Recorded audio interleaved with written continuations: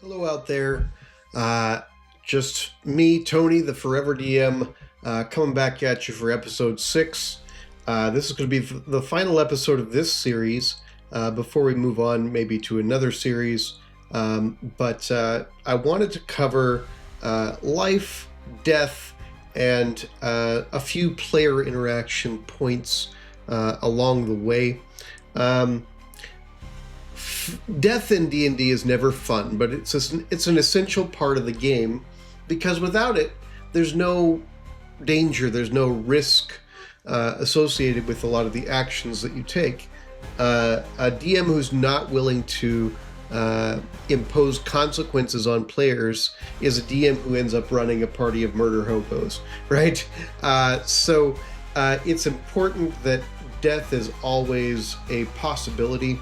But it's equally as important that a DM operates in a fair world in a consistent way.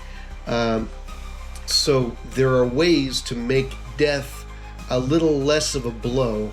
Likewise, as players, we need to learn that death is simply a part of a character's life.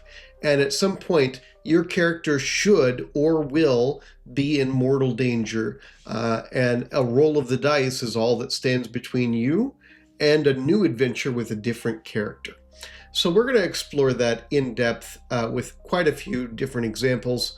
And then we're also going to talk about some of the things that can happen when players or characters start to conflict with one another. This is a little bit of a junk drawer of video clips that we have left over from our previous videos in this series, but we're definitely going to tie it all together in a theme so that you all take something away as a larger lesson. So without further gilding the lily and with no more ado, let's get into it. Okay, Jesse, that's a fail. That's your last death saving throw. Well, as you lay dying under the black dragon, you have one gasp of strength left. You have the ability to make one last attack and stab upwards and kill the black dragon. Nice. Or you can die. I'm gonna try to kill the dragon. Okay. Go down in blaze of glory. 20. Dirty. All right, you hit. You crit. Roll for damage. 15. That is enough. How do you want to do that with your last breath? Alright, so I'm underneath him. Yep, you're underneath him, stabbing up. Alright, so as soon as his mouth gets within, like I can feel his breath on my face, I'm gonna put one hand on top and the other thrust the sword up through his jaw, like clamping his mouth shut with my sword. Yep, blood kind of coming down, last gasp, just upwards, get him right through, impale him, and he just collapses onto your body and completely crushes you, but you know you died with glory, having saved your party and the village from this menace. Nice. In this clip, we see an example of something that really should be common practice among TMs, especially if this campaign has been going on longer than a few weeks. That's because people really get attached to their characters. And giving a character an honorable death lends a lot more weight to the life that they had and the effort that the player put into creating that life. So giving this, we see the DM in this case give the player character a really epic death. And even if the character is able to be revivified or revived somehow, this player now has a memory that tells him that his sacrifice really mattered. And people really do have emotional reactions to these kinds of things along the way. So if you really want to have a deep game in which the stakes are high and deaths really matter, this is a great way to accomplish that. Steve, it's your turn. See if you can make your Death save. Come on. An 8. An 8. He's dead. As your character sits there and it seems like the eyes are about to roll back, you hear this voice. You hear your patron Bahamut saying it's not your time yet, and you feel this fiery burst of energy giving you 4 points additional to your roll, making a 12 that you pass. Thank you, Bahamut. Yeah! Oh, awesome. Again, we have another really great example of the DM giving the player some kind of meaningful advantage when it comes to death. In this case, the player doesn't die at all, but instead, in the plot of the game, this character is a servant of Bahamut, and Bahamut does not idly let his servants die, and so therefore he grants the player in this case, or the character in this case, a boon in order to bring him back to life. This actually really is an effective device because it gives the DM now not just the ability to keep the player going. The player looked really dejected when he thought he was going to die, and really excited when he thought he was going to live. And he said, "Thank you, Bahamut." Not "thank God," not whatever else. He said, "Thank you, Bahamut," in character. So now the DM has that boon that Bahamut provided as leverage to get the player to do something down the road. And it really can deepen the experience of the game. So it's a masterstroke by the DM to provide this one-time advantage that could really pay dividends in the story later on. Alright, so it's the Wraith's turn. Because you've been doing the most damage against it, it's going to go after you again. Of course. Alright, nat 20, that's a crit. That means 2 death saving throws. You're already at the 1, so I think that's 3, right? Yeah, I guess. Feels pretty unfair to me, but I hope you guys have fun. I'm done. You did the most damage. This was my friend Jesse's best attempt at storming out of a D&D session. Every once in a while, you will have a character or a player actually react really badly to a character death. And this was a situation in which Jesse was engaged in combat. He was feeling a little bit like the creature was a little too powerful. And when he dies, he really is upset. He throws his character sheet and he excuses himself from the table. Now, we poked at Jesse a little bit because, there was no yelling. There was no ripping of character sheets or crying about anything. And we love Jesse because that's the height of his emotion as far as negative emotions go. But this can be a source of a lot of tension in D&D groups, and one player storming out and having a really bad reaction to a death can be really detrimental to a group's long-term stability. So I encourage you to talk with players often about how to handle death. I also encourage you to have some kind of formal tradition that goes along with character deaths.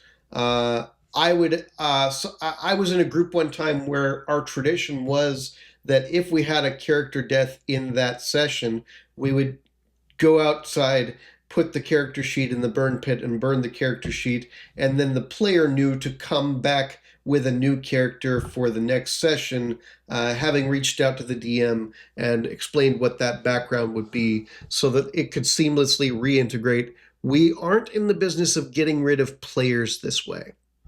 Players should always be able to come back with a fresh character, right? Characters who die should be honored for the sacrifice that they gave. And maybe the sacrifice is just in the story, or maybe the sacrifice is emotional comfort for us. I derive a lot of emotional comfort from my D&D games, and I know that a lot of people do. So I think that it's worthwhile to celebrate or to have some kind of ritual surrounding character deaths. And it's incumbent upon us to build a culture that is mature enough to handle when our characters die. Away we go. So you're telling me with the loot, I got the 2,000 gold diamond? Yeah, that's correct. Okay, yeah. I'm gonna slide a hand and take that. Wait, Okay. Roll a sleight of hand check and roll perception to see him. Natural 20. You can't beat that. 23. But apparently he saw you. A natural 20. I beat you. Well, no, he said that I got it. So No. 23, I'm going to backhand him and No, just teach him a lesson. No, natural 20. I beat you. So Roll an attack. I guess. What's your 18. AC? my AC that shouldn't even hit. I already took the item, so you shouldn't be able to backhand me. What's your AC? My AC is 16, but it shouldn't hit me. Boom. All right, that is 6 points of damage.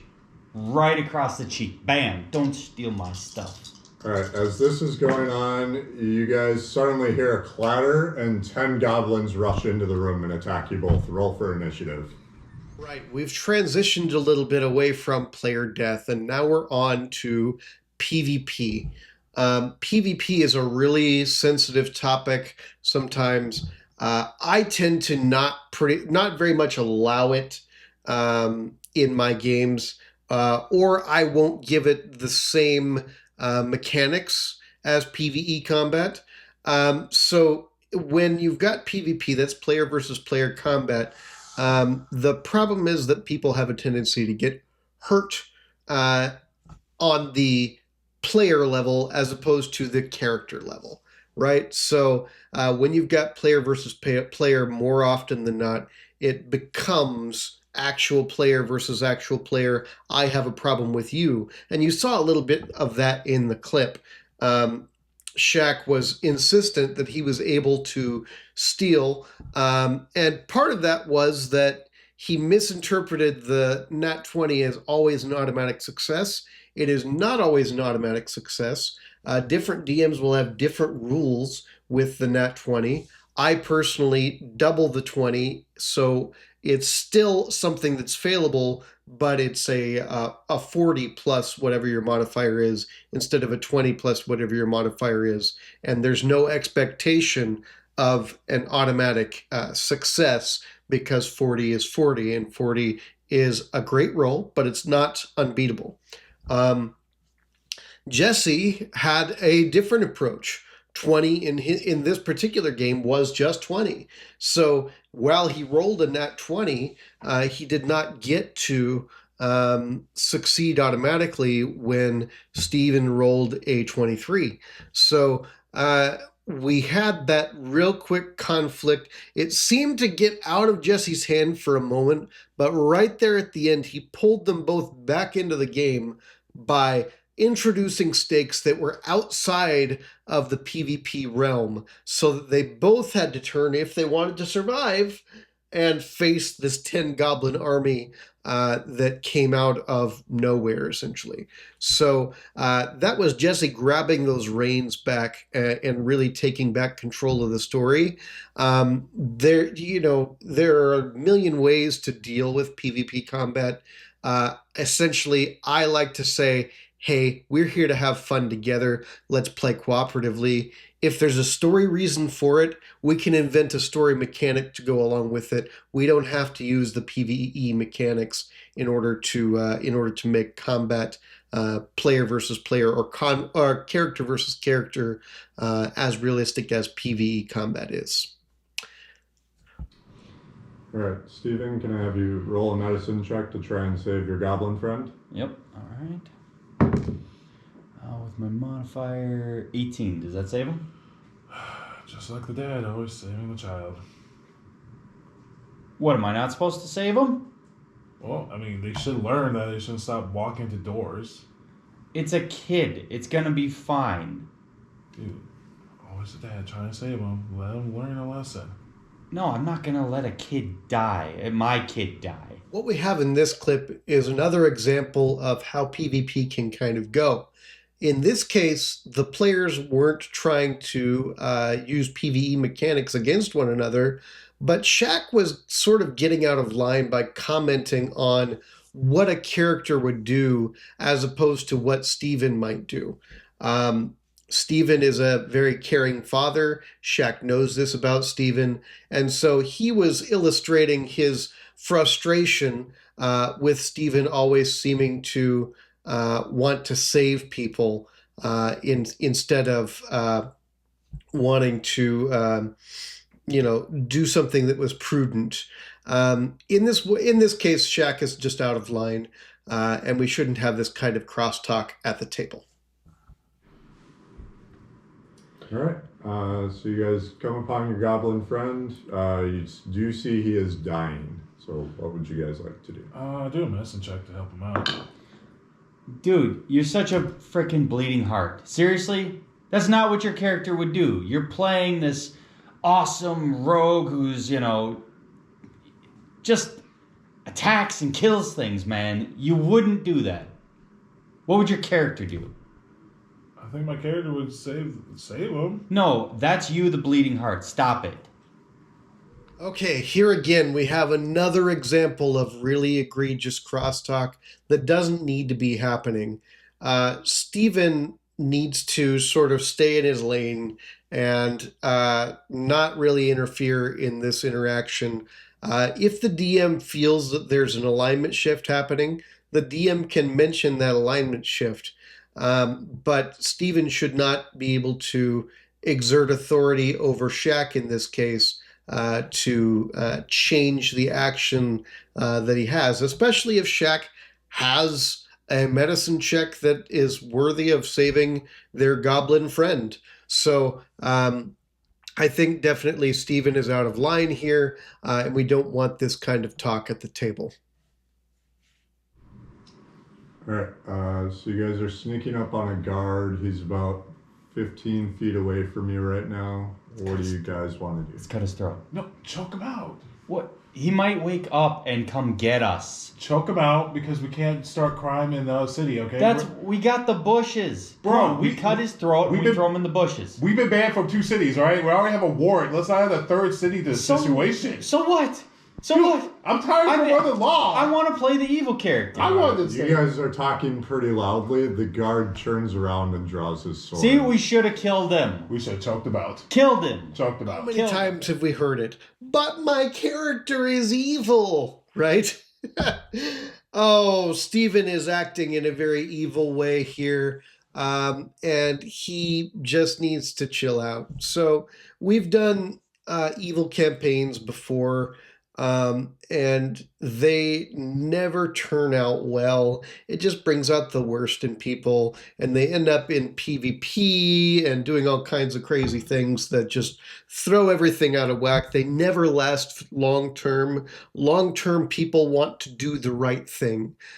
So if you're going to have an evil campaign, I recommend doing just a one-shot, or have a very defined few weeks when you're going to do an evil campaign, or do like Star Trek does and do a mirror universe episode, something like that. But long-term evil campaigns just don't work, and evil characters within a good campaign really, really don't work. So I would treat Steven's reaction to the guard as suspect, certainly. And I would not want to see Steven continue to play this way, even if the character was written as evil. We might try to find some way to change that character to make him more palatable for the rest of the group. All right. So Steven, my rogue, you're sneaking on ahead, right? Yep. Okay. So I'm gonna have you make a Dex saving throw as you enter the hallway first, Okay. as you triggered a trap that you weren't aware of. Nat 20, baby. Yes. Okay. Success. You successfully managed to dodge the swinging scythe as you go through. All right. Up in front of you, you see a catwalk over a very heavily rushing stream. Okay. What would you like to do? I'd like to use my acrobatics to kind of like walk across it like the balance beam Okay. and get to the other side. On your hands. Right? No, stand up. Oh, okay. You know, the arms Okay, up. sure. Yeah, make me an acrobatics check. All right. Nat 20 again. Yeah. Okay. That was a fairly easy walk. You do notice as you get to the other side, the bridge suddenly collapses, though. So you got lucky on that one. Okay. All right, next doorway up ahead. What do you do? I want to check for traps. Okay. So sleight of hand, right? Yeah. Okay. Found that trap. Nat 20. Surprisingly, much to your astonishment, with your skill level here, you are able to determine this very hard to find trap. You see there's some poison arrows right along the door frame that would have easily pierced your armor. Okay. So good job there. All right, coming up, there's another portcullis ahead of you. It's actually raised, Okay. but you do see that directly in front of you. Okay. Well, I want to check it for traps, obviously. I don't want it to fall on me or nothing. Sure, yeah.